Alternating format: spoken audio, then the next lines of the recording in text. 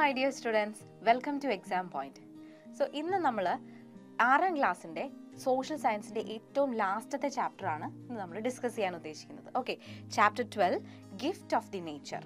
Okay, അതായത് പ്രകൃതിയുടെ വരദാനം അല്ലേ. സോ നമ്മുടെ പ്രകൃതിയുടെ വരദാനം എന്താണ് ആക്ച്വലി? എന്താണ് നമുക്ക് പ്രകൃതി തരുന്ന ഗിഫ്റ്റ്? എന്തായിരിക്കും? യെസ്, റിസോഴ്സസ് അല്ലേ. പല രീതിയിലുള്ള വിഭവങ്ങളെ പ്രകൃതി നമുക്ക് തരുന്നുണ്ട് ഒരു സർവീസ് ആയിട്ട് അല്ലേ. അതൊന്നും നമ്മൾ ചോദിച്ചിട്ട് തരുന്നതല്ലല്ലോ. ഇറ്റ്സ് നാച്ചുറലി നമ്മുടെ പ്രകൃതി നമുക്ക് തരുന്ന ഒരുപാട് കാര്യങ്ങളുണ്ട്. നമ്മൾ യൂസ് ചെയ്യുന്ന ഒരുപാട് വസ്തുക്കളുണ്ട് പ്രകൃതിയിൽ അല്ലേ. ശരിയല്ലേ? നമ്മൾ യൂസ് ചെയ്യുന്ന എയർ, നമ്മൾ ബ്രീത്ത് ചെയ്യുന്ന എയർ, റൈറ്റ്. ദെൻ നമ്മൾ യൂസ് ചെയ്യുന്ന വാട്ടർ. ഓക്കെ, പിന്നെ നമ്മൾ വാഹനങ്ങളൊക്കെ ഉപയോഗിക്കുമ്പോൾ അതിനകത്ത് നമ്മൾ യൂസ് ചെയ്യുന്ന പെട്രോൾ, ഡീസൽ അങ്ങനെയുള്ള ചില എന്താ പറയുക ഫ്യൂവൽസ്, ഇന്ധനങ്ങൾ. പിന്നെ അത് കൂടാതെ തന്നെ എന്തുണ്ട്? വിൻഡുണ്ട്, നമുക്ക് സൺലൈറ്റ് കിട്ടുന്നുണ്ട്. ഇതൊന്നും നമ്മൾ പ്രകൃതിയോട് ആവശ്യപ്പെടുന്നൊരു കാര്യമല്ല അല്ലേ. അല്ലാതെ തന്നെ പ്രകൃതി നമുക്ക് തരുന്ന ഗിഫ്റ്റുകളാണ് ആക്ച്വലി ഇതെല്ലാം തന്നെ, റൈറ്റ്. അപ്പോൾ ഈ റിസോഴ്സുകളെ കുറിച്ചിട്ടാണ് നമ്മൾ ഈ ചാപ്റ്ററിനകത്ത് ഫുൾ ലെങ്ത് പഠിക്കുന്നത്. Okay, so the last chapter gift of the nature, അതായത് പ്രകൃതിയുടെ വരദാനങ്ങൾ. അപ്പോൾ എന്തൊക്കെയാണ് റിസോഴ്സുകൾ, അതിൻ്റെ ക്ലാസിഫിക്കേഷൻസ് എന്തെങ്കിലും ഉണ്ടോ, ഏതൊക്കെ ടൈപ്പ് ഓഫ് റിസോഴ്സസ് നമുക്കുണ്ട്, അവൈലബിൾ ആണ്. ഓക്കെ, ദെൻ ഈ റിസോഴ്സസ് നമ്മൾ യൂട്ടിലൈസ് ചെയ്യുന്നുണ്ടല്ലോ. അപ്പോൾ നമ്മൾ മനുഷ്യർ ഈ റിസോഴ്സുകൾ ഉപയോഗിച്ചിട്ടാണ് നമ്മൾ ജീവിക്കുന്നത്. അപ്പോൾ നമ്മൾ ഉപയോഗിക്കുന്നതിനനുസരിച്ച് ഇത് ചിലപ്പോൾ തീർന്നു പോകാമല്ലോ അല്ലേ. അപ്പോൾ അങ്ങനെ വന്നു കഴിഞ്ഞാൽ ഇതിൽ ഡിപ്ലീഷൻസ് സംഭവിക്കാം. റിസോഴ്സുകൾ ശോഷിച്ച് പോവാം. റിസോഴ്സ് ഡിപ്ലീഷൻ എന്നാണ് അതിനെ നമ്മൾ ടേം ചെയ്യുന്നത്. ഓക്കെ, അപ്പോൾ അങ്ങനെ പിന്നെ നമ്മൾ ഓവർ യൂസ് ചെയ്യുന്നുണ്ട്. നമുക്ക് എല്ലാവർക്കും അറിയാം, നമ്മളിപ്പോൾ മനുഷ്യർ വളരെ കെയർലെസ് ആയിട്ട് ഈ പറയുന്ന റിസോഴ്സുകളെ യൂസ് ചെയ്യാറുണ്ട്, മിസ്യൂസ് ചെയ്യാറുണ്ട് പലപ്പോഴും. ഇപ്പോൾ വാട്ടറൊക്കെ തന്നെയാണെങ്കിലും നമ്മൾ ഉപയോഗിച്ച് കഴിയുമ്പോഴത്തേക്ക് നമ്മൾ ചിലപ്പോൾ ഈ ടാപ്പൊക്കെ കംപ്ലീറ്റ് ആയിട്ട് പൂട്ടില്ല. അപ്പോൾ വാട്ടർ പോയിക്കൊണ്ടിരിക്കുകയല്ലേ അവിടെ. അപ്പോൾ അങ്ങനെ ചെറിയ രീതിയിലാണെങ്കിൽ പോലും നമ്മൾ മിസ്യൂസ് ചെയ്യുന്നുണ്ട് ഒരുപാട്. അങ്ങനെ വരുമ്പോഴാണ് റിസോഴ്സുകൾ ഇല്ലാണ്ടാവുന്നത്. പതുക്കെ ഒറ്റയടിക്ക് ഇല്ലാണ്ടാവുന്നതെന്നല്ല, പതുക്കെ ആയിട്ട് ഇല്ലാണ്ടാവുകയാണ്. അപ്പോൾ അങ്ങനെ ഡിപ്ലീഷൻസ് വന്നാൽ എന്താ സംഭവിക്കുക, അതിൻ്റെ ആഫ്റ്റർ എഫക്ട്സ് എന്താണ്, നമുക്ക് എന്തെങ്കിലും അതിന് പ്രശ്നങ്ങളുണ്ടോ? പിന്നെ നമുക്ക് ഈ റിസോഴ്സുകൾ നമുക്ക് പ്രകൃതി തരുന്ന ഗിഫ്റ്റ് ആണല്ലോ അല്ലേ. അപ്പോൾ ഈ ഗിഫ്റ്റിനെ നമ്മൾ സംരക്ഷിക്കേണ്ടത് നമ്മുടെ ഡ്യൂട്ടിയാണ് ആക്ച്വലി. സോ അതിന് വേണ്ടി നമുക്ക് എന്തൊക്കെ സ്റ്റെപ്പുകൾ ചെയ്യാനായിട്ട് സാധിക്കും? സോ കൺസർവേഷന് വേണ്ടിയിട്ട് എന്താണ് what all things that we can do അല്ലേ. അപ്പോൾ അങ്ങനെയുള്ള കാര്യങ്ങളെക്കുറിച്ചാണ് ഈ ചാപ്റ്ററിൽ നമ്മൾ ഫുൾ ലെങ്ത് ഡിസ്കസ് ചെയ്യാൻ ഉദ്ദേശിക്കുന്നത്. ഓക്കെ, അപ്പോൾ നമുക്ക് നോക്കിയാലോ ഗിഫ്റ്റ് ഓഫ് നേച്ചറിലേക്ക് പോകാം, right. So first of all resources എന്താണെന്ന് നമുക്ക് നോക്കാം. റിസോഴ്സസ് ഞാൻ നേരത്തെ പറഞ്ഞു, വിഭവങ്ങളാണ്. നമ്മുടെ പ്രകൃതിയിൽ നിന്ന് പ്രകൃതി നമുക്ക് തരുന്ന ഒരുപാട് വിഭവങ്ങളുണ്ട്. അതെന്തൊക്കെയാണെന്ന് നമുക്ക് നോക്കാം. Resources, that is our nature is endowed with innumerable resources such as air, sunlight, wind, trees, water etcetera. ഇത് മാത്രമല്ല കേട്ടോ, ഇനി ഒത്തിരി റിസോഴ്സുകളുണ്ട്. ഏതൊക്കെയാണ്? എയർ, ഞാൻ നേരത്തെ പറഞ്ഞു, ഇൻട്രൊഡക്ഷനിൽ നമ്മൾ പറഞ്ഞല്ലേ, എയർ, അതുപോലെ തന്നെ നമുക്ക് കിട്ടുന്ന സൂര്യപ്രകാശം, സൺലൈറ്റ്, വിൻഡ്, നമുക്ക് ലഭിക്കുന്ന കാറ്റ്, നമ്മളുടെ ചുറ്റുപാടുമുള്ള ഫോറസ്റ്റിനകത്തൊക്കെയുള്ള അല്ലെ ട്രീസ്, പ്ലാന്റ്സ് എല്ലാം. ദെൻ വാട്ടർ, ഇതെല്ലാം തന്നെ എന്താണ്? പ്രകൃതി നമുക്ക് തരുന്ന റിസോഴ്സ് ആണ്, അല്ലെങ്കിൽ വിഭവങ്ങളാണ് അല്ലേ. ശരിക്കും പറഞ്ഞാൽ ഇന്യൂമറബിൾ ആയിട്ടുള്ള വിഭവങ്ങളാണ്. നമുക്ക് എണ്ണിയാൽ തീരാത്ത അത്രയും വിഭവങ്ങൾ നമുക്ക് പ്രകൃതി നൽകുന്നുണ്ട്, റൈറ്റ്.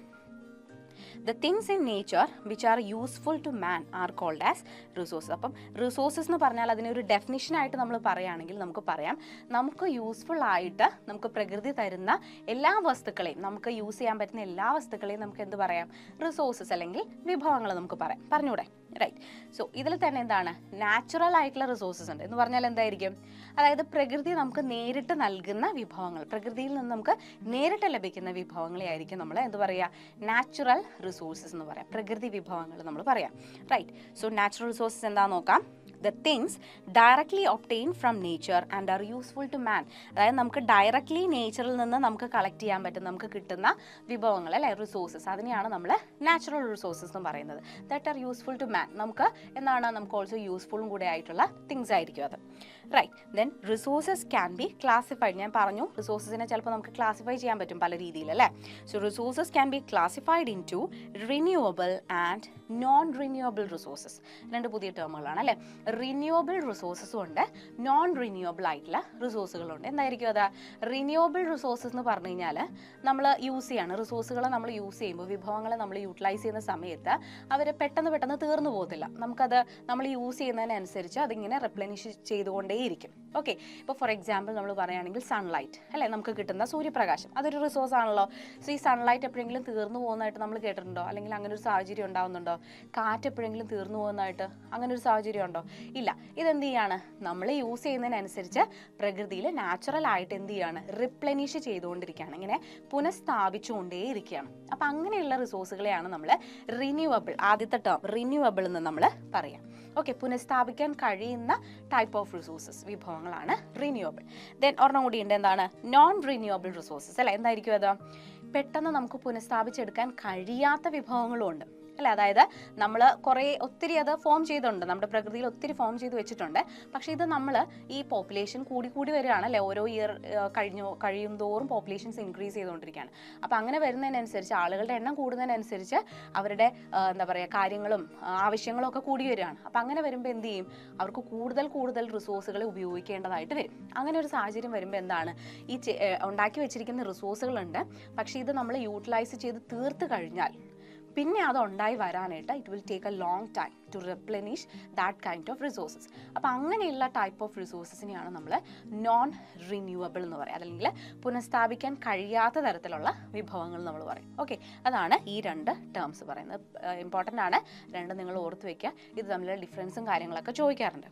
റൈറ്റ്, നമുക്കത് ഡീറ്റെയിൽ ആയിട്ട് നോക്കാം കേട്ടോ. ഇപ്പോൾ റിസോഴ്സസിൻ്റെ ഒരു എന്താ പറയുക, ക്ലാസിഫിക്കേഷൻ പോലുള്ളൊരു ഫിഗറാണ് കൊടുത്തിട്ടുള്ളത്.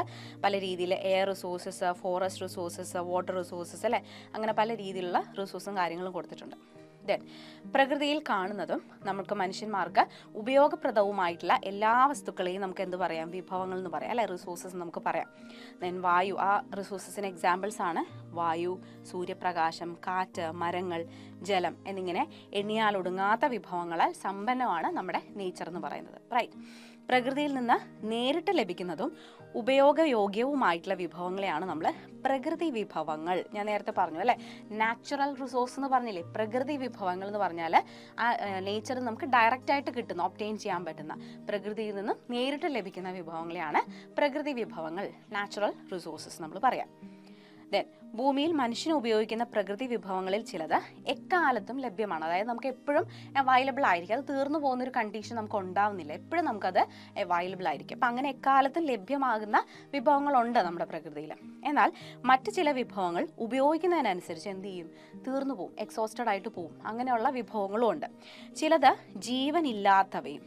ഓക്കെ, അതായത് എന്താണ്, ജീവനില്ലാത്ത വിഭവങ്ങളും ജീവനുള്ള വിഭവങ്ങളും ജീവനില്ലാത്ത വീണ്ടും ഒരു ക്ലാസിഫിക്കേഷനാണ്. അതായത് ബയോട്ടിക് ആയിട്ടുള്ള റിസോഴ്സസും ഉണ്ട്. ഏതാണ് ബയോട്ടിക്? ഓക്കെ, അതാണ് ജീവനുള്ള വിഭവങ്ങൾ. ദെൻ വേറൊരു ക്ലാസിഫിക്കേഷനാണ് എ ബയോട്ടിക് എന്ന് പറഞ്ഞാൽ എന്താണ്, ജീവനില്ലാത്ത വിഭവങ്ങൾ അല്ലേ. അപ്പം ജീവനുള്ള ബയോട്ടിക് റിസോഴ്സസും ഉണ്ട്, ജീവനില്ലാത്ത എ ബയോട്ടിക് ആയിട്ടുള്ള, അത് അജീവീയമായിട്ടുള്ള ചില വിഭവങ്ങളും റിസോഴ്സസ് നമ്മുടെ നേച്ചറിലുണ്ട്. ഓക്കെ, ജീവനുള്ള വിഭവങ്ങളെ ജൈവ വിഭവങ്ങൾ, ബയോട്ടിക് എന്ന് പറഞ്ഞില്ലേ, ജൈവ വിഭവങ്ങളെന്നും ജീവനില്ലാത്ത വിഭവങ്ങളെ അജൈവ വിഭവങ്ങൾ അല്ലെങ്കിൽ അജീവീയ വിഭവങ്ങൾ എന്നൊക്കെ നമുക്ക് വിളിക്കാം. എബയോട്ടിക് റിസോഴ്സസ് എന്നൊക്കെ നമുക്ക് വിളിക്കാം. ക്ലിയർ? അതായത് രണ്ട് ക്ലാസിഫിക്കേഷനാണ് നമ്മൾ പറഞ്ഞത്, റിന്യൂവബിളും നോൺ റിന്യൂവബിളും ആയിട്ടുള്ള റിസോഴ്സസ് ഉണ്ട്. അതിൻ്റെ കാര്യം നമ്മൾ പറഞ്ഞു, അതിൻ്റെ ഡെഫിനിഷനായിട്ട് നമ്മൾ പറഞ്ഞു. അതുപോലെ തന്നെയാണ് ബയോട്ടിക്കും എബയോട്ടിക്കും. ഓക്കെ, ജീവനില്ലാത്ത, അതായത് ജൈവ വിഭവങ്ങളും ഉണ്ട്, ജൈവ വിഭവങ്ങൾ അല്ലെങ്കിൽ ജീവിയ വിഭവങ്ങളും നമുക്കുണ്ട്. ഓക്കെ, ഇപ്പം നാച്ചുറൽ റിസോഴ്സസിൻ്റെ, പ്രകൃതി വിഭവങ്ങളുടെ ഒരു ലിസ്റ്റ് അല്ലേ, ചെറിയൊരു ഫിഗർ കൊടുത്തിട്ടുണ്ട്. സൺ, ഫോറസ്റ്റ്, റോക്സ് അല്ലേ, നമ്മുടെ പാറകൾ, കല്ലുകളൊക്കെ നമ്മുടെ വിഭവങ്ങളാണ്, റിസോഴ്സസ് ആണ്. മിനറൽസ്, നമുക്ക് കിട്ടുന്ന ധാതുക്കളൊക്കെ, ദെൻ ഇരുമ്പ്, അങ്ങനെയുള്ള സാധനങ്ങളൊക്കെ നമ്മുടെ റിസോഴ്സസ് ആണ്. സോയില്, എയർ, ഓയിൽ, വാട്ടർ, ഇതൊക്കെ നമുക്ക് അവൈലബിൾ ആയിട്ടുള്ള നാച്ചുറൽ റിസോഴ്സസ് ആണ്. റിന്യൂവബിൾ ആൻഡ് നോൺ റിന്യൂവബിൾ റിസോഴ്സസിൻ്റെ ഒരു ടേബിൾ കൊടുത്തിട്ടുണ്ട്. റിന്യൂവബിൾ റിസോഴ്സസ് ഏതൊക്കെയാണ്? അപ്പം റിന്യൂവബിൾ റിസോഴ്സ് ചോദിക്കുമ്പോൾ അതിൻ്റെ ഡെഫിനിഷൻ നിങ്ങൾ എഴുതണം, എന്താണ് അതുകൊണ്ട് ഉദ്ദേശിക്കുന്നത്, ദെൻ അതിന് എക്സാമ്പിൾസ് നമ്മുടെ മൈൻഡിൽ ഉണ്ടായിരിക്കണം അല്ലേ. അപ്പോൾ അതിനുവേണ്ടി റിന്യൂവബിൾ റിസോഴ്സസ് ഏതൊക്കെയാണ്, പുനഃസ്ഥാപിക്കാൻ നമുക്ക് കഴിയുന്നത്, പെട്ടെന്ന് തീർന്നു പോയില്ല, അതിങ്ങനെ റെപ്ലിനിഷ് ആയിക്കൊണ്ടേ ഇരിക്കുകയാണ് നേച്ചറിൽ. അപ്പോൾ അങ്ങനെയുള്ള വിഭവങ്ങൾ ഏതൊക്കെയാണെന്ന് ചോദിച്ചാൽ നമുക്ക് പറയാം, വിൻഡ് അല്ലേ, നമുക്ക് കിട്ടുന്ന കാറ്റ്, വിൻഡ്, വാട്ടർ, സൺലൈറ്റ്, ഫോറസ്റ്റ്, ഇതൊക്കെ എന്താണ്, നമുക്ക് റിന്യൂ ചെയ്തെടുക്കാനായിട്ട് സാധിക്കുന്ന ടൈപ്പ് ഓഫ് റിസോഴ്സസ് ആണ്. അങ്ങനെ തീർന്നു പോകത്തൊന്നുമില്ല, അങ്ങനെ നമ്മൾ ടെൻഷൻ അടിക്കേണ്ട ആവശ്യമില്ല. പക്ഷെ നമ്മൾ എന്ത് ചെയ്യാം, മിസ്യൂസ് ചെയ്ത് കഴിഞ്ഞാൽ അല്ലേ? ഇപ്പോൾ ഒരു കുറച്ച് നാളുകൾക്ക് ശേഷം നമ്മുടെ പുതിയ തലമുറകൾ, അടുത്ത തലമുറകളൊക്കെ വന്ന് ഒരു 10-15 അല്ലെങ്കിൽ ഒരു 10-20 വർഷത്തിന് ശേഷം നമ്മളിങ്ങനെ കെയർലെസ് ആയിട്ട് യൂസ് ചെയ്ത് കഴിഞ്ഞാൽ ആ ഒരു ടൈമിൽ ഈ പറയുന്ന പോലെ ഫോറസ്റ്റും വാട്ടറും ഒക്കെ അപ്പോഴും ഉണ്ടായിരിക്കണം. ഈ പറഞ്ഞ റിന്യൂവബിൾ ആയിട്ട് തന്നെ ഉണ്ടായിരിക്കണമെന്ന് നിർബന്ധമൊന്നുമില്ല കേട്ടോ. നമ്മൾ ഇതിനെ വൈസായിട്ട് യൂസ് ചെയ്താൽ മാത്രമാണ് ഇത് നിലനിൽക്കുള്ളൂ എപ്പോഴും. അതായത് നമ്മുടെ ഫ്യൂച്ചർ ജനറേഷനും കൂടെ യൂസ് ചെയ്യേണ്ട ഒരു സാധനമാണ് എന്നുള്ളൊരു ബോധം നമ്മുടെ ഉള്ളിലുണ്ടാവണം. എന്നാൽ മാത്രമാണ് നമ്മളതിനെ മിസ്യൂസ് ചെയ്യാതെ വളരെ കെയർ ആയിട്ട് വൈസായിട്ട് ഇതിനെയൊക്കെ യൂസ് ചെയ്യാം. അത് നമ്മൾ കൺസർവേഷനിൽ നമ്മൾ പറയുന്നുണ്ട്. Okay, so renewable resources. ഇനി നോൺ റിന്യൂവബിൾ ആയിട്ടുള്ള റിസോഴ്സസ് ഏതൊക്കെയാണ്? കോൾ അല്ലേ, then natural gas, petroleum, iron or, soil. ഇതൊക്കെ എന്താണ്? നോൺ റിന്യൂവബിൾ ആയിട്ടുള്ള റിസോഴ്സസ് ആണ്. നമ്മൾ യൂസ് ചെയ്യുന്ന കൽക്കരി, നമ്മൾ യൂസ് ചെയ്യുന്ന ഫ്യൂവൽസില്ലേ, നമ്മൾ വണ്ടികളിലൊക്കെ യൂസ് ചെയ്യുന്ന പെട്രോൾ, ഡീസൽ അങ്ങനെയുള്ള സാധനങ്ങളൊക്കെ എന്താണ്? പിന്നെ പോലെ അയൺ ഓർ ഞാൻ പറഞ്ഞു, ഇരുമ്പ്, പിന്നെ നമ്മുടെ സോയിൽ, ഇതൊക്കെ എന്താണ്? Non renewable type of resources ആണ്. കാരണം എന്ന് വെച്ച് കഴിഞ്ഞാൽ ഇവർ ഒരുപാട് അങ്ങോട്ട് നമ്മുടെ പ്രകൃതിയിൽ അങ്ങനെ ഫോം ചെയ്തിരിക്കും നേച്ചറിൽ. ഓക്കെ, പക്ഷേ ഇതിനെയൊക്കെ ഒരിക്കൽ നമ്മൾ അതിനെ യൂട്ടിലൈസ് ചെയ്ത് തീർത്ത് കഴിഞ്ഞാൽ, എക്സോസ്റ്റഡ് ആയി കഴിഞ്ഞ് കഴിഞ്ഞാൽ പിന്നെ ഇതൊക്കെ ഉണ്ടാവാനായിട്ട് it will take a long time. ഒരുപാട് സമയം എടുത്തിട്ടാണ് ഈ പറഞ്ഞ ഈ കൽക്കരി ആണെങ്കിലും പെട്രോളിയം ആണെങ്കിലും ഈ സാധനങ്ങളൊക്കെ നമ്മുടെ നേച്ചറിൽ ഉണ്ടാവുന്ന ഒരുപാട് സമയം വേണം അതിങ്ങനെ റെപ്ലെനിഷ് ചെയ്ത് വരാനായിട്ട്. അപ്പോൾ ആ ഒരു ടൈം നമ്മളതിന് കൊടുക്കണം. അങ്ങനെ യൂസ് ചെയ്താൽ, ആ ഒരു വയസ്സ് രീതിയിൽ നമ്മളതിനെ യൂസ് ചെയ്താൽ മാത്രമേ നമുക്കതിനെ എപ്പോഴും നമുക്ക് കിട്ടുള്ളൂ. ഇല്ലെങ്കിൽ നമ്മൾ കുറച്ച് കാലം കഴിയുമ്പോൾ ഈ സാധനം ഒന്നും നമുക്ക് അവൈലബിൾ ആയിരിക്കില്ല. Okay, it will take a long time എന്ന് പറഞ്ഞില്ലേ റെപ്ലെനിഷൻ. അതാണ് അതിൻ്റെ മെയിൻ റീസൺ എന്ന് പറയുന്നത്. അപ്പോൾ അങ്ങനെയുള്ള നോൺ റിന്യൂവബിൾ റിസോഴ്സസ്. അപ്പോൾ ഈ പേരുകൾ അല്ലെങ്കിൽ ഇതിൻ്റെ ലിസ്റ്റ് നമ്മുടെ മൈൻഡിൽ എപ്പോഴും ഉണ്ടാവണം. Okay, type of natural resources ഇപ്പോൾ പറഞ്ഞ കാര്യം തന്നെയാണ്, ജസ്റ്റ് ഒരു പിക്ചറൈസേഷനോടുകൂടി പറഞ്ഞിരിക്കുകയാണ്. റിന്യൂവബിൾ റിസോഴ്സസ് ഏതൊക്കെയാണ്? സൺലൈറ്റ്, പ്ലാന്റ്സ്, ആനിമൽസ്, വാട്ടർ, ഇതൊക്കെ റിന്യൂവബിൾ ആണ്. നോൺ റിന്യൂവബിൾ ഏതൊക്കെയാണ്? Minerals, soil, call, natural gas, ഇതൊക്കെ നോൺ റിന്യൂവബിൾ ആയിട്ടുള്ള ടൈപ്പ് ഓഫ് റിസോഴ്സസ് ആണ്.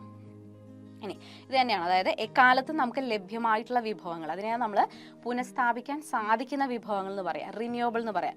നമുക്കവിടെ എഴുതാം കാറ്റ്, നമുക്ക് കിട്ടുന്ന സൺലൈറ്റ്, സോളാർ എനർജി, സൂര്യപ്രകാശം അല്ലേ, പിന്നെ പ്ലാന്റ്സ്, ആനിമൽസ് പോലുള്ള ജീവിയ വർഗ്ഗങ്ങൾ, ഇതൊക്കെ എന്താണ്? നമുക്ക് റിന്യൂവബിൾ ആണ്, പുനഃസ്ഥാപിക്കാൻ കഴിയുന്നതാണ്. നോൺ റിന്യൂവബിൾ ആണ് എന്താ? ഉപയോഗത്തിനനുസരിച്ച് തീർന്നു പോകുന്ന വിഭവങ്ങൾ എന്ന് പറഞ്ഞാൽ പുനഃസ്ഥാപിക്കപ്പെടാത്ത തരത്തിലുള്ള വിഭവങ്ങളാണ് അല്ലേ. അപ്പോൾ അത് കൽക്കരി, കോൾ എന്ന് പറഞ്ഞില്ലേ, പിന്നെ പെട്രോളിയം, അയൺ അല്ലെ, സോയിൽ, ഇതൊക്കെ എന്താണ്? പുനഃസ്ഥാപിക്കാൻ കഴിയാത്ത തരത്തിലുള്ള വിഭവങ്ങളാണ്. അത് മീൻസ് എന്താണ്? അത് തീർന്നു പോകും അല്ലെ, അങ്ങനെ ടൈപ്പ് ഓഫ് വിഭവങ്ങളാണ്. ഇനി നമ്മൾ വേറൊരു ക്ലാസിഫിക്കേഷൻ കൂടെ പറഞ്ഞില്ലേ, റിന്യൂവബിൾ, നോൺ റിന്യൂവബിൾ കൂടാതെ. ഏതായിരുന്നു അത്? ബയോട്ടിക് ആൻഡ് എബയോട്ടിക് അല്ലേ. സോ ബയോട്ടിക് എന്ന് പറഞ്ഞാൽ എന്താണ്? ബയോ മീൻസ് എന്താണ്? സംതിങ് റിലേറ്റഡ് ടു ലിവിങ് അല്ലേ, ലിവിങ് ആയിട്ടുള്ള സാധനങ്ങളാണ് നമ്മൾ ബയോട്ടിക് എന്ന് പറയുന്നത്. അപ്പം ബയോട്ടിക്കും അതുപോലെ തന്നെ എബയോട്ടിക് എന്ന് പറഞ്ഞാൽ എന്താണ്? നോൺ ലിവിങ് ആണ് എബയോട്ടിക് എന്ന് പറയുന്നത്. അപ്പം അങ്ങനെയും റിസോഴ്സുകളെ നമുക്ക് ക്ലാസിഫൈ ചെയ്യാൻ പറ്റും അല്ലേ. അപ്പോൾ അതിൽ ലിസ്റ്റ് കൊടുത്തിട്ടുണ്ട്. ബയോട്ടിക് റിസോഴ്സസ് ഏതൊക്കെയാണ്? Forest, fish, cattle, plants, of course അല്ലേ. ഇതെല്ലാം എന്താണ്? ബയോട്ടിക്, ജീവനുള്ള ടൈപ്പ് ഓഫ് വിഭവങ്ങളാണല്ലോ. നാച്ചുറൽ റിസോഴ്സുകൾ തന്നെയാണ്, ബട്ട് ദേ ആർ ലിവിങ് അല്ലേ, ബയോട്ടിക് ആണ്.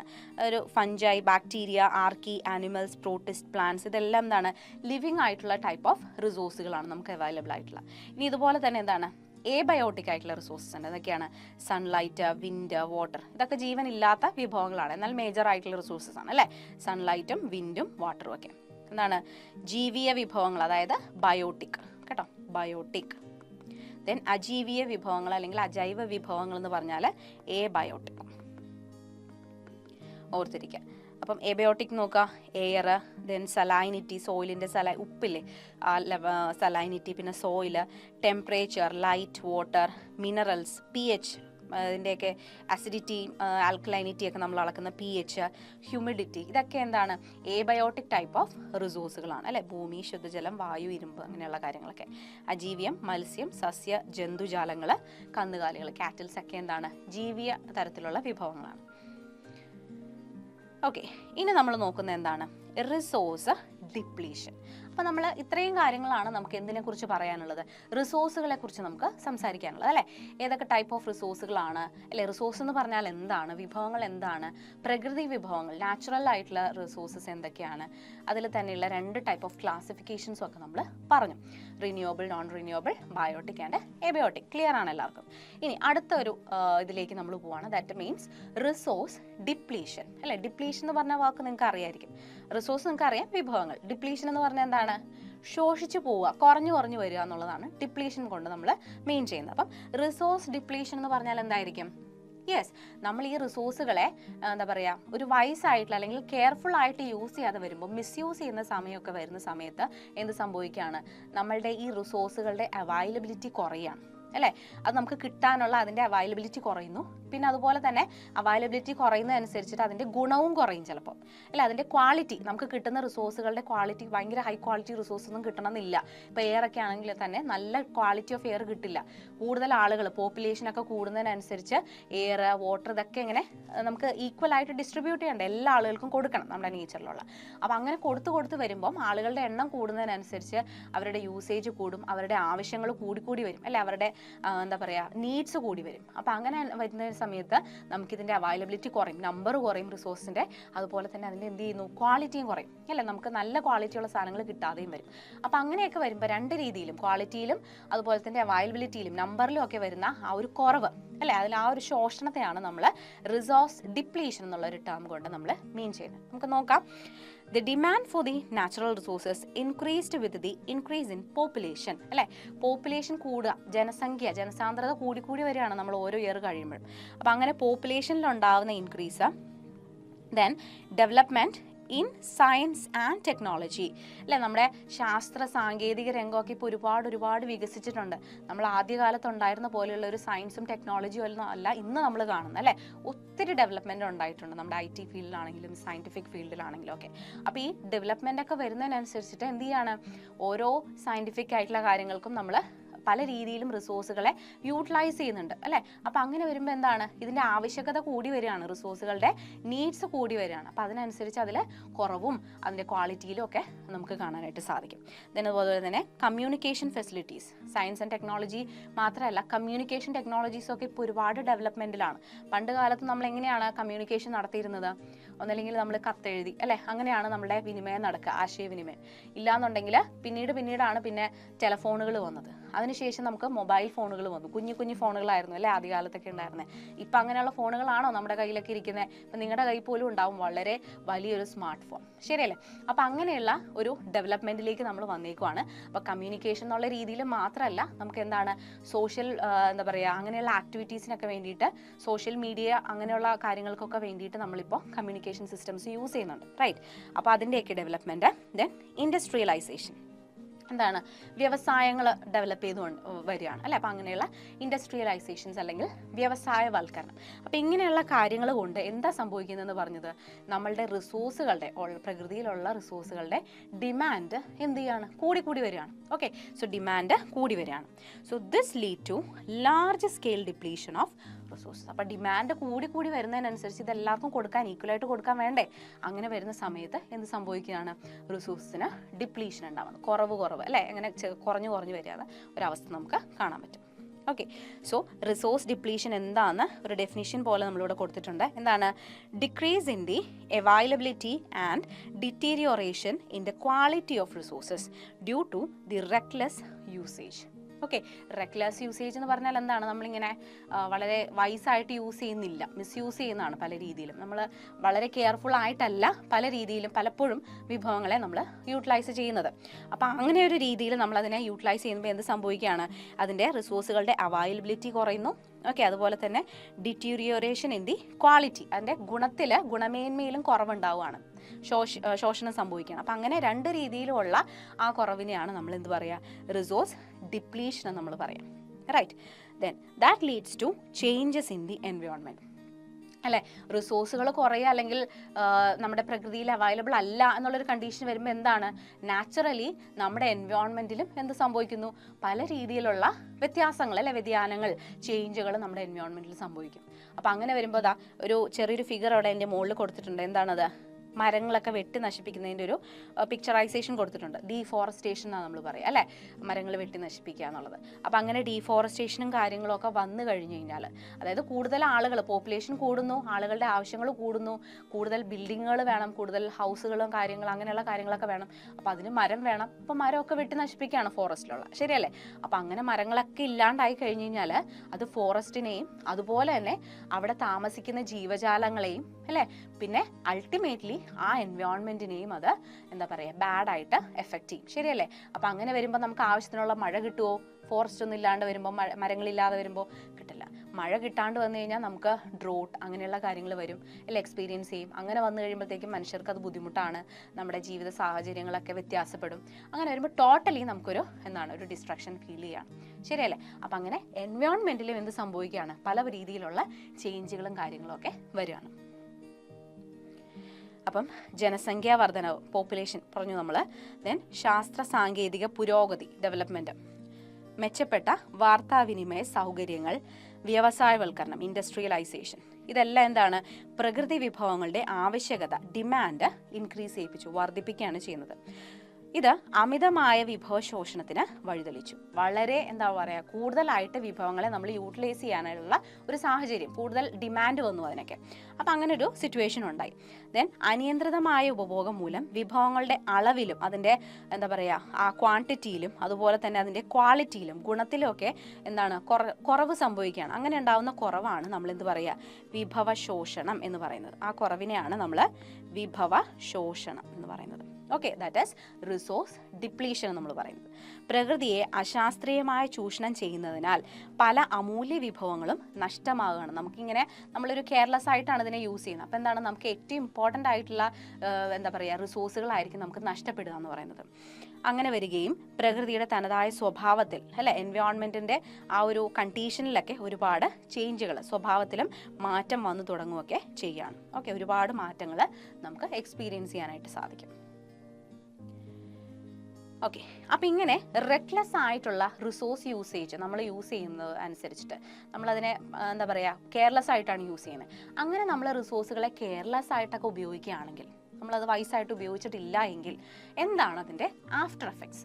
അതാണ് നമ്മൾ അടുത്ത് ഡിസ്കസ് ചെയ്യുന്നത്. That is consequences of man's reckless usage of resources. അപ്പം നമ്മളിങ്ങനെ ആവശ്യമില്ലാത്ത രീതിയിൽ റിസോഴ്സിനെ അങ്ങനെ യൂസ് ചെയ്യുന്ന സമയത്ത് നമുക്ക് എന്തൊക്കെയാണ് അതിൻ്റെ ആഫ്റ്റർ എഫക്ട്സ് വരുന്നത്, അതായത് കോൺസിക്വൻസസ് എന്തൊക്കെയാണ് ജസ്റ്റ് നോക്കാം. ലിസ്റ്റ് ഔട്ട് ചെയ്തിരിക്കുകയാണ് കോൺസിക്വൻസസ്. ഡീഫോറസ്റ്റേഷൻ എന്ന് പറഞ്ഞാൽ എന്താണ്? നമ്മൾ നേരത്തെ പറഞ്ഞൊരു ഫിഗർ കണ്ടു അല്ലേ? നേരത്തെ സ്ലൈഡിൽ നമ്മളൊരു ഫിഗർ കണ്ടായിരുന്നു. ഡീഫോറസ്റ്റേഷൻ എന്ന് പറഞ്ഞാൽ എന്താണ്? മരങ്ങളൊക്കെ വെട്ടി നശിപ്പിക്കുക എന്നുള്ളൊരവസ്ഥയാണ്. റൈറ്റ്. ദെൻ വാട്ടർ സ്കേഴ്സിറ്റി എന്ന് പറഞ്ഞാൽ എന്താണ്? നമ്മുടെ വാട്ടറിൻ്റെ അളവിലുണ്ടാകുന്ന ലഭ്യത കുറവ്, അല്ലേ? വാട്ടർ ഇല്ലാത്തൊരവസ്ഥ വരികയാണ്. Water scarcity. പിന്നെ പൊല്യൂഷൻ അറിയാം നിങ്ങൾക്ക്, മലിനീകരണം, ജലമലിനീകരണമുണ്ട്, വാട്ടർ പൊല്യൂഷനുണ്ട്, എയർ പൊല്യൂഷനുണ്ട്, എൻവയോൺമെൻറ്റൽ പൊല്യൂഷനുണ്ട്, നോയിസ് പൊല്യൂഷനുണ്ട്. പല രീതിയിലാണ് പൊല്യൂഷൻ വരിക, എല്ലാ ലെവലിലും. ദെൻ ഡെസേർട്ടിഫിക്കേഷൻ, അത് നിങ്ങൾ കേട്ടിട്ടുണ്ടോ? ആ ടേം ഡെസേർട്ടിഫിക്കേഷൻ എന്ന് പറഞ്ഞാൽ, ഡെസേർട്ട് എന്താണ്? മരുഭൂമിയല്ലേ? അപ്പം മരുഭൂമി വൽക്കരണത്തെയാണ് നമ്മൾ ഡെസേർട്ടിഫിക്കേഷൻ എന്ന് പറയാം. അതായത് മരുഭൂമി നിങ്ങൾക്കറിയാം എങ്ങനെയാണ് അവിടുത്തെ ഒരു എൻവയോൺമെൻറ്റ് എന്ന് പറയുന്നത്. അധികം പ്ലാന്റ്സും അല്ലെങ്കിൽ അധികം ജീവജാലങ്ങൾ അങ്ങനെയുള്ള സാധനങ്ങളൊന്നുമില്ല മരുഭൂമിയിൽ, അല്ലേ? വളരെ കുറവ് ജീവജാലങ്ങളെയും വളരെ കുറവ് പ്ലാന്റ്സും ഒക്കെയാണ് നമുക്ക് കാണാൻ പറ്റുക. ഭയങ്കര ചൂട് എക്സ്പീരിയൻസ് ചെയ്യും, അല്ലേ? മണൽ ചുട്ടുപൊള്ളുന്ന ആ ഒരു കണ്ടീഷൻ, ഇതൊക്കെയാണ് മരുഭൂമി എന്ന് പറയുന്നത്. അപ്പോൾ ഇവിടെ ഭയങ്കര വാസ്റ്റ് ഏരിയ, ഭയങ്കര ഫ്രീ ആയിട്ട് കിടക്കുന്നൊരു കണ്ടീഷനാണ്. അപ്പോൾ ആ ഒരു രീതിയിലേക്ക് നമ്മുടെ ലാൻഡുകൾ മാറുകയാണ്. നമ്മൾ ശരിക്കും മരുഭൂമിയല്ല നമ്മൾ ജീവിക്കുന്നത്, അല്ലെ? ഗ്രാസ് ലാൻഡ്സും റെയിൻ ഫോറസ്റ്റും ഒക്കെ ആയിട്ട് വളരെ വിഭവ സമൃദ്ധമാണ് നമ്മളുടെ നാടെന്ന് പറയുന്നത്. പക്ഷേ ആ ഒരു കണ്ടീഷനൊന്നും മാറ്റം വരികയാണ്. അതായത് മരങ്ങളൊക്കെ വെട്ടി നശിപ്പിക്കുന്നു.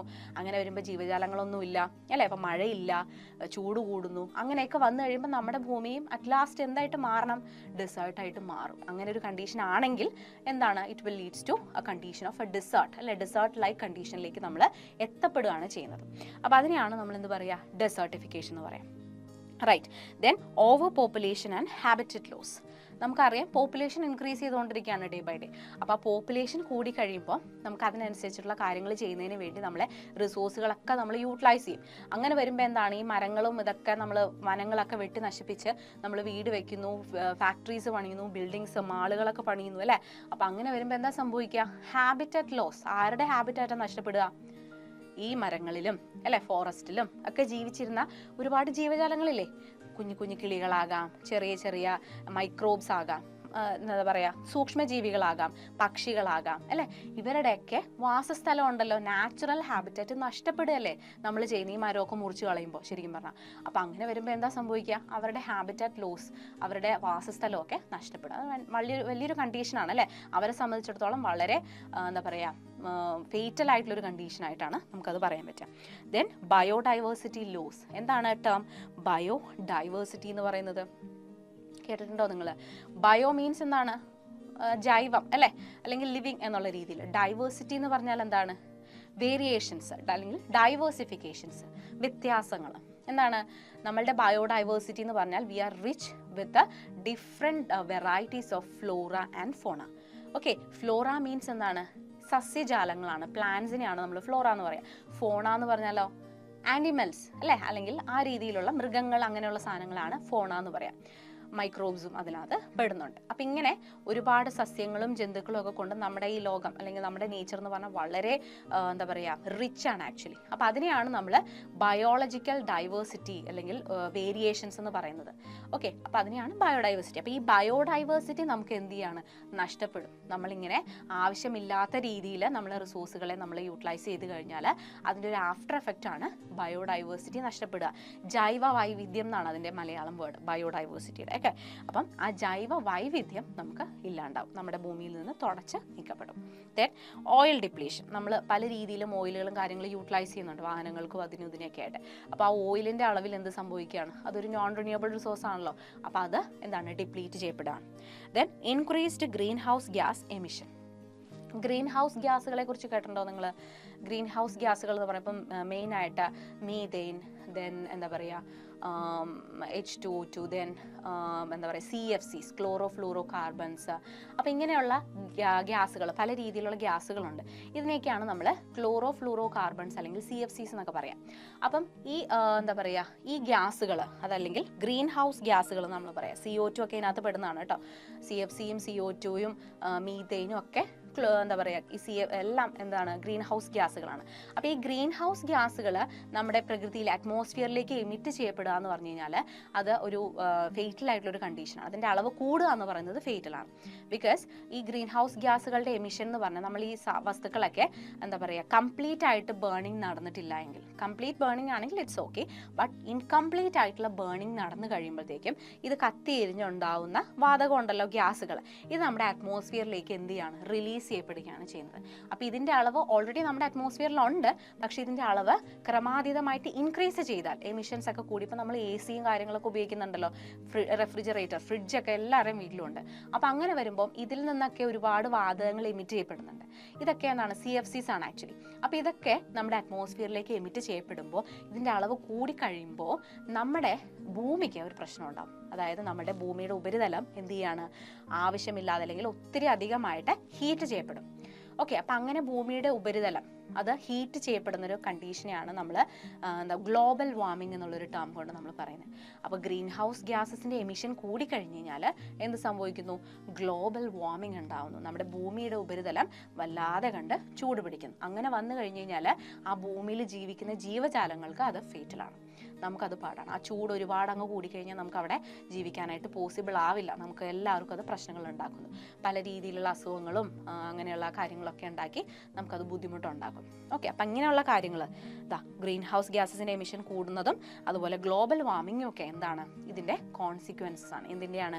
റിസോഴ്സുകളെ നമ്മൾ വൈസായിട്ട് ഉപയോഗിച്ചിട്ടില്ല എങ്കിൽ അതിന് നമ്മൾ അനുഭവിക്കേണ്ടി വരുന്ന ആഫ്റ്റർ എഫക്ട്സ് അല്ലെങ്കിൽ കോൺസിക്വൻസസ് ആണ് നമ്മളിപ്പോൾ ലിസ്റ്റ് ഔട്ട് ചെയ്തത് അല്ലേ. ഈ ചില പിക്ചറൈസേഷൻസ് കൊടുത്തിട്ടുണ്ട്, ഡീഫോറസ്റ്റേഷൻ്റെ കാര്യം, പിന്നെ അതുപോലെ നമുക്ക് ഡ്രോട്ട് വരുന്നത്, വാട്ടർ സ്കേഴ്സിറ്റി ഒക്കെ വരുന്നത്, പിന്നെ ഗ്ലോബൽ വാർമിംഗ്, നമ്മുടെ എർത്ത് കാണിച്ചിട്ടുണ്ട്, അതിൻ്റെ ഹീറ്റിംഗ് അല്ലേ കൂടുന്നതാണ്, ഹീറ്റ് കൂടുന്നതാണ് ഗ്ലോബൽ വാർമിംഗ് എന്ന് പറയുന്നത്. പിന്നെ പൊല്യൂഷൻ, എയർ പൊല്യൂഷൻ, അങ്ങനെയുള്ള കാര്യങ്ങളൊക്കെ എന്താണ്? ഇതിൻ്റെ കോൺസിക്വൻസ് ആയിട്ട് നമുക്ക് പറയാം അല്ലേ. ഇതൊക്കെയാണോ? വനനശീകരണം, പിന്നെ മരുഭൂമിവൽക്കരണം, ഡെസേർട്ടിഫിക്കേഷൻ ഞാൻ പറഞ്ഞു, പ്രകൃതി വിഭവങ്ങളുടെ കുറവ്, നമ്മുടെ ഡൈവേഴ്സിറ്റി ഒക്കെ കുറയാന്ന് പറഞ്ഞില്ലേ. ദെൻ ജീവജാലങ്ങളുടെ വംശനാശം, പലതരത്തിലുള്ള ജീവജാലങ്ങൾ അവരുടെ ഹാബിറ്റാറ്റ് നഷ്ടപ്പെടുമെന്ന് പറഞ്ഞു അല്ലേ, ഈ ഫോറസ്റ്റ് ഒക്കെ വെട്ടി നശിപ്പിക്കുമ്പോൾ. അങ്ങനെ വരുമ്പോൾ പല ജീവജാലങ്ങളും അവരുടെ എക്സ്റ്റിങ്ഷനിലേക്ക് പോകും. ഇപ്പം നിങ്ങൾ ഡോഡോ എന്ന് പറയുന്നൊരു പക്ഷീനെ കേട്ടിട്ടില്ലേ? ഡോഡോ എന്ന് പറയുന്നൊരു പക്ഷി അല്ലേ, ആ പക്ഷി ഇപ്പോൾ നമ്മുടെ കൂടെ ഉണ്ടോ? നേരത്തെ ഉണ്ടായിരുന്നു, പക്ഷേ ഇപ്പം നമ്മുടെ കൂടെ ഇല്ല. കാരണം എന്താണ്? വംശനാശം സംഭവിച്ചു, നമ്മുടെ അടുത്തുനിന്ന് അത് വേർപിരിഞ്ഞു പോയി. കാരണം അതിൻ്റെ കണ്ടീഷൻസ് വേരിയബിൾ ആയി കഴിഞ്ഞപ്പോഴത്തേക്കും അതിന് എക്സിസ്റ്റ് ചെയ്യാൻ പറ്റിയില്ല. സോ അത് നശിച്ചു പോയി ആ ജീവിജാലം. അപ്പോൾ ഇപ്പോഴേ ഇല്ല നമ്മുടെ കൂടെ. ദെൻ നിർബന്ധിതമായിട്ടുള്ള കുടിയേറ്റം, മണ്ണൊലിപ്പ്. സോയിൽ ഇറോഷൻ ഒരു വലിയ എഫക്റ്റ് ആണ് കേട്ടോ. മരങ്ങളില്ലെങ്കിൽ മണ്ണ് അവിടെ നിൽക്കില്ല, അത് ഒലിച്ചു പോകും മഴയും വെള്ളമൊക്കെ വരുമ്പോഴത്തേക്കും. മണ്ണൊലിപ്പ്. ദെൻ ഓയിൽ ഡിപ്ലീഷൻ, എണ്ണ ശോഷണം. ഓസോൺ ശോഷണം, അതായത് ഓസോൺ ഡിപ്ലീഷൻ. ഓസോൺ എന്ന് പറയുന്ന ഒരു കവറിങ് ആണ് നമ്മുടെ അറ്റ്മോസ്ഫിയറിൽ വരുന്നത്. അപ്പോൾ ആ ഓസോണിൽ ഹോളുകൾ വരുന്നു, വിള്ളലുകൾ വരുന്നു.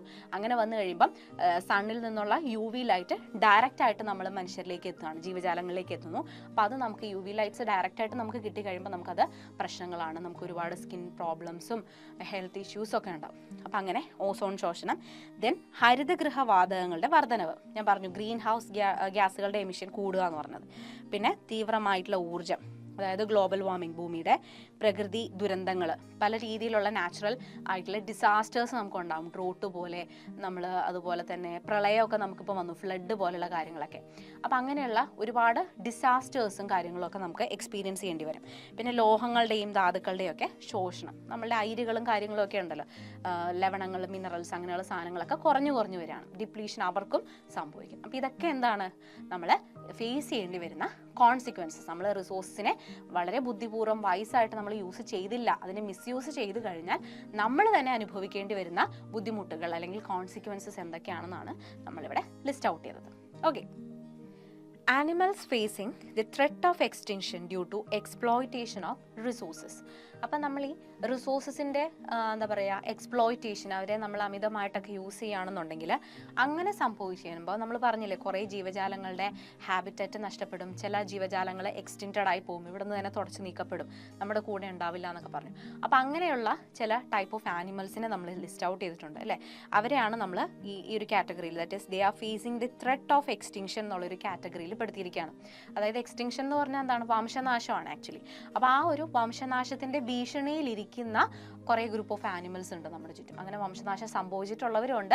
ദെൻ ആ ഒരു ത്രെറ്റ് എന്നുള്ളൊരു കണ്ടീഷനിലേക്ക്, മീൻസ് ഇനി ഫ്യൂച്ചറിലും അല്ലെങ്കിൽ ഇപ്പോഴും ഒക്കെ നമ്മൾ വംശനാശം സംഭവിച്ചുകൊണ്ടിരിക്കാം അല്ലെങ്കിൽ ഇനി സംഭവിച്ചേക്കാം എന്ന് നമ്മൾ കരുതപ്പെടുന്ന ചില ജീവജാലങ്ങൾ, ആനിമൽസ് ആണ് 3 നമ്മൾ ലിസ്റ്റ് ഔട്ട് ചെയ്തിരിക്കുന്നത്. ഡോഡോ നമ്മൾ ഓൾറെഡി പറഞ്ഞു, എക്സ്റ്റിങ്ക്റ്റഡ് ആണ് ഓൾറെഡി, ഇവിടെ നിന്ന് നമുക്ക് കാണാൻ പറ്റില്ല ഇപ്പോൾ ഡോഡോയൊന്നും. They are the inhabitants of Mauritius island. Mauritius എന്ന് പറയുന്ന ഒരു ഐലൻഡിൽ ജീവിച്ചിരുന്ന കുറേ ഗ്രൂപ്പ് ഓഫ് ബേർഡ്സ് ആണ് ഈ ഡോഡോ എന്ന് പറയുന്നത്. ദെൻ ആ ഡോഡോ ഇപ്പോൾ നമ്മുടെ കൂടെ ഇല്ല, എക്സ്റ്റിങ്ക്റ്റഡ് ആണ്. ദെൻ ഇന്ത്യയിൽ നിലനിന്നിരുന്ന ഒരു കാറ്റിൽ വർഗ്ഗമാണ് അല്ലെങ്കിൽ ഒരു കന്നുകാലി വർഗ്ഗമാണ് അറോച്ച് എന്ന് പറയുന്ന ഒരു കാറ്റിൽ. ഓക്കെ, സോ അറോച്ച് കാറ്റിൽ ഓക്കെ നമ്മൾ കൂടുതൽ ഇന്ത്യയിലാണ് കണ്ടുവരുന്നത്. പിന്നെ നമുക്ക് ചീറ്റപ്പുലി എന്ന് പറയുന്നത് ഏഷ്യൻ ചീറ്റ അല്ലേ. സോ ഏഷ്യൻ ചീറ്റപ്പുലിയൊക്കെ ഇപ്പോൾ എന്താണ്, ഒരു എക്സ്റ്റിങ്ഷൻ്റെ ത്രെട്ടിൽ നിൽക്കുന്ന ഒരു ആനിമലാണ്. ഓക്കെ, അപ്പോൾ ഈ 3 പേരുകൾ നമ്മൾ ഓർത്തിരിക്കുക. ഡോഡോ എന്ന് പറയുന്ന ബേർഡ്, ഒറോച്ച് എന്ന് പറയുന്ന കാറ്റിൽ, ദെൻ ഏഷ്യൻ ചീറ്റ അല്ലെങ്കിൽ ചീറ്റപ്പുലി. അവരുടെ പിക്ചേഴ്സ് കൊടുത്തിട്ടുണ്ട്. ഫസ്റ്റ് നമ്മൾ കാണുന്നതാണ് ഡോഡോ. ഓക്കെ, ഡോഡോ ഉണ്ട്. ദെൻ നമ്മൾ പറഞ്ഞു ആ കാറ്റിലിൻ്റെ ഇതാണ് ഒറോച്ച് എന്ന് പറയുന്ന കാറ്റിലാണത്. ദെൻ നമ്മുടെ ചീറ്റപ്പുലിയും കാണിച്ചിട്ടുണ്ട്. ഓക്കെ, അപ്പോൾ ഇത് നിങ്ങൾ ഓർത്തിരിക്കുക. ദെൻ അടുത്തതാണ്, അപ്പം നമ്മൾ റിസോഴ്സസിൻ്റെ കാര്യങ്ങളും അതിൻ്റെ ഡിപ്ലീഷൻ്റെ കാര്യങ്ങളും കേസുകളൊക്കെ നമ്മൾ പറഞ്ഞു, അതിൻ്റെ കോൺസിക്വൻസസ് ഒക്കെ നമ്മൾ ഡിസ്കസ് ചെയ്തു. ഇനി നമ്മൾ ഡിസ്കസ് ചെയ്യുന്നത് നമുക്ക് എങ്ങനെ നമ്മളുടെ ഈ വിഭവങ്ങളെ നമുക്ക് എങ്ങനെയാണ് കൺസർവ് ചെയ്യാൻ പറ്റുക. കൺസർവേഷൻ മീൻസ് എന്താണ്, നമുക്കതിനെ എങ്ങനെ എന്താ പറയുക, അടുത്ത ഫ്യൂച്ചർ ജനറേഷനിലേക്കും കൂടെ വേണ്ടിയിട്ട് നമുക്കതിനെ കൺസർവ് ചെയ്ത് വെക്കണം, കുറച്ച് നമ്മൾ മാറ്റി വെക്കണം. ഇപ്പം നമ്മളുടെ ഉപയോഗം എന്നുള്ളൊരു കാര്യം മാത്രമാണ് നമ്മൾ ഫസ്റ്റ് പ്രിഫറൻസ് കൊടുക്കുക അല്ലേ. നമുക്ക് എന്തോരം വേണം അതൊക്കെ നമ്മളിപ്പോൾ അങ്ങോട്ട് യൂസ് ചെയ്ത് തീർക്കുകയാണ്. ഇനി നമ്മൾ ഇത് കഴിഞ്ഞിട്ട് നമ്മളുടെ കുട്ടികൾ, അവരുടെ കുട്ടികളൊക്കെ വന്നു കഴിയുമ്പോഴത്തേക്കും അവർക്കൊക്കെ യൂസ് ചെയ്യാൻ വേണ്ടിയിട്ട് എന്തെങ്കിലും റിസോഴ്സ് ഇവിടെ ബാക്കി വെച്ചിട്ടുണ്ടോ, അതിനെക്കുറിച്ചൊന്നും ആരും വറി ചെയ്യുന്നില്ല, അല്ലെങ്കിൽ അതിനെക്കുറിച്ചൊന്നും ആരും ഇപ്പോൾ ഡിസ്കസ് ചെയ്യാൻ താല്പര്യപ്പെടുന്നില്ല എന്നുള്ളതാണ് ഏറ്റവും പ്രധാനപ്പെട്ട ഒരു കാര്യം. അപ്പോൾ അങ്ങനെ ചെയ്യാൻ പാടില്ല. നമ്മൾ അതിനോടൊക്കെ എന്തായിരിക്കണം, നമ്മൾ അവയർ ആയിരിക്കണം അല്ലേ. നമുക്കിപ്പോൾ നമുക്ക് തന്നിട്ടുള്ള ഈ ഗിഫ്റ്റ് എന്ന് പറയുന്നത് നമുക്ക് ഉപയോഗിക്കാൻ വേണ്ടി മാത്രമല്ല, നമ്മുടെ ഫ്യൂച്ചർ ജനറേഷനേക്കും കൂടി വേണ്ടിയിട്ടാണ് അല്ലേ. അപ്പോൾ അവർക്കും കൂടെ വേണമെന്നുണ്ടെങ്കിൽ നമ്മൾ എന്ത് ചെയ്യണം, നമ്മൾ വയസ്സായിട്ട് ഇപ്പോൾ അതിനെ യൂസ് ചെയ്യണം. നമ്മൾ കുറച്ചൊക്കെ എന്ത് ചെയ്യണം, കൺസർവ് ചെയ്ത് മാറ്റി വെക്കാനായിട്ട് നമ്മൾ സന്നദ്ധരായിരിക്കണം. അപ്പോൾ അതിന് വേണ്ടിയിട്ടുള്ള മെഷേഴ്സ് അല്ലെങ്കിൽ മെത്തേഡ്സ് ഒക്കെയാണ് നമ്മൾ ഇനി ഡിസ്കസ് ചെയ്യുന്നത്. ഓക്കെ, സോ റിസോഴ്സ് കൺസർവേഷൻ അല്ലെങ്കിൽ വിഭവ സംരക്ഷണം എന്തൊക്കെയാണ് നമുക്ക് ചെയ്യാൻ പറ്റുക നോക്കാം. So judicious and careful use of resources. അപ്പം നമ്മൾ റിസോഴ്സസിനെ എങ്ങനെയാണ് യൂസ് ചെയ്യേണ്ടത്?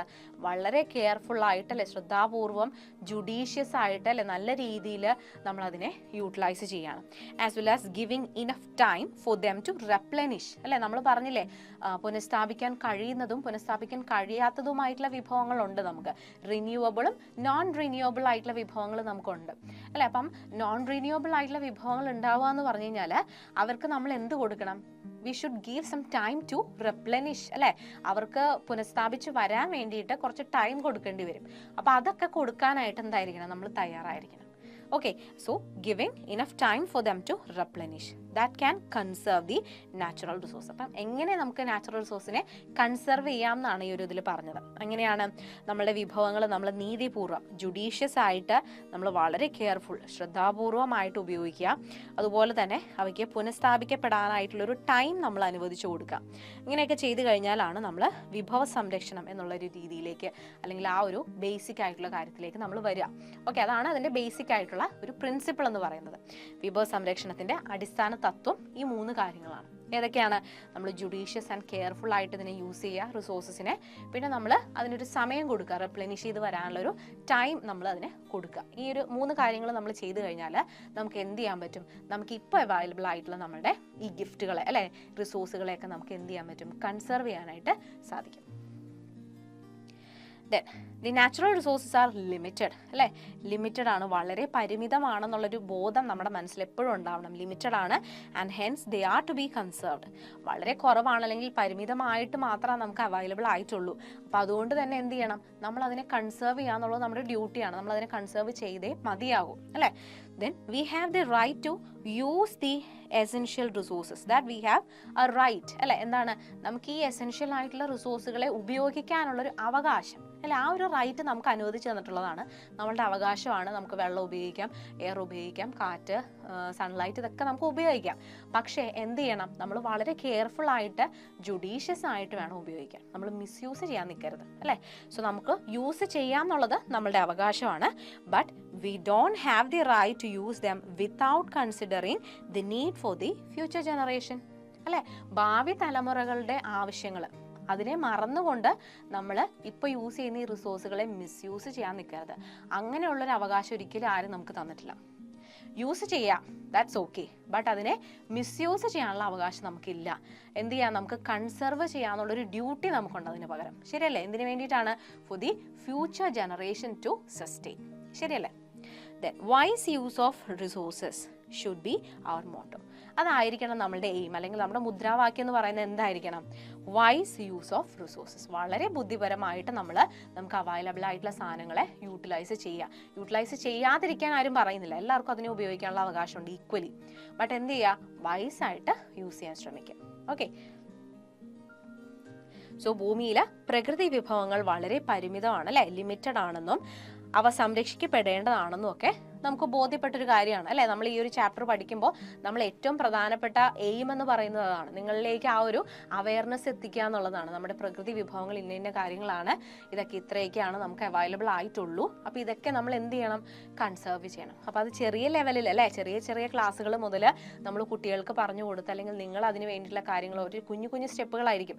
ഒരു ചെറിയ ചെറിയ മരം നിങ്ങളിപ്പോൾ സ്കൂളുകളിലൊക്കെ ചെയ്യുന്നുണ്ടായിരിക്കില്ലേ, ഒരു എന്താ പറയുക ഭൗമദിനത്തിലൊക്കെ ഒരു ചെറിയൊരു കുഞ്ഞ് പ്ലാന്റ് അല്ലെങ്കിൽ ഒരു മരം ഒക്കെ നമ്മൾ നട്ട് വളർത്തും അല്ലേ, നമ്മുടെ സ്കൂൾ ബൗണ്ടറിയിൽ അല്ലെങ്കിൽ നിങ്ങൾക്ക് തന്നു വിടും. ചിലപ്പോൾ എങ്ങനെയാണ് ഗവൺമെൻറ് തന്നെ അനുവദിച്ച് തന്നിട്ടുള്ളൊരു കാര്യമാണത്. അപ്പോൾ അതിനെ കൊണ്ടുപോയിട്ട് ആ പ്ലാന്റീൻ കൊണ്ടുപോയിട്ട് നിങ്ങൾക്ക് വീട്ടിൽ വെച്ചിട്ട് നട്ടുപിടിപ്പിക്കാം, വെള്ളമൊക്കെ ഒഴിച്ച് വളമൊക്കെ ഇട്ട്. അപ്പോൾ അങ്ങനെ ചെയ്യുമ്പോൾ എന്താണ്? നിങ്ങൾ ഓരോ മരം വെക്കുമ്പോഴെന്താണ്? നമ്മുടെ പ്രകൃതിക്ക് നിങ്ങൾ കുറച്ചും കൂടെ സ്ട്രെങ്ത് കൊടുക്കുകയാണ്. ആക്ച്വലി മരം വെട്ടി നശിപ്പിക്കുന്നത് കുറച്ച് കൂടുതൽ മരങ്ങളെ വച്ചു പിടിപ്പിക്കുക എന്നുള്ളതാണ്. റൈറ്റ്. അപ്പം അങ്ങനെയുള്ള കാര്യങ്ങളൊക്കെ നമ്മൾ ചെയ്യണം എന്നുള്ളത് നമ്മൾ ബോധ്യപ്പെടുകയാണ്. അങ്ങനെ ഒരു അവയർനെസ്സിലേക്ക് നമ്മൾ എത്തുകയാണ് ചെയ്യുന്നത്. ദെൻ നമുക്ക് ആവശ്യമായിട്ടുള്ള വിഭവങ്ങൾ ഉപയോഗിക്കാനുള്ള അവകാശം നമുക്കുണ്ട്, റൈറ്റ് ഉണ്ട്.